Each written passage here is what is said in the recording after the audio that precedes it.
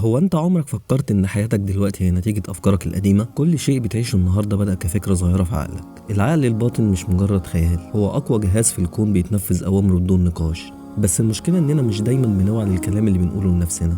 كل مرة تقول انا فاشل او مش هقدر، عقلك بيسجلها وبيشتغل على تنفيذها. في المقابل لما تبدأ تقول انا قادر، انا ناجح، وتتخيل ده كأنه حاصل فعلا، العقل الباطن بيبدأ يوجهك ناحية كل فرصة تحقق اللي في دماغك. في علماء قالوا إن العقل الباطن بيفكر في صور مش كلمات.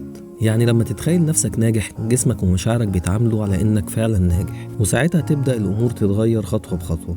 لكن خلي بالك، العقل ده زيه زي الكمبيوتر، اللي هتدخله له هو اللي هيطلع منه. فلو دخلت أفكار خوف، شك، حقد، فشل، هتعيش فيهم. لكن لو غرست فيه أمل، حب، يقين، نجاح، هتلاقي حياتك كلها بتتغير. ابدأ النهاردة راقب أفكارك، لأنها مش بس بتعبر عنك، دي اللي بتصنع حياتك.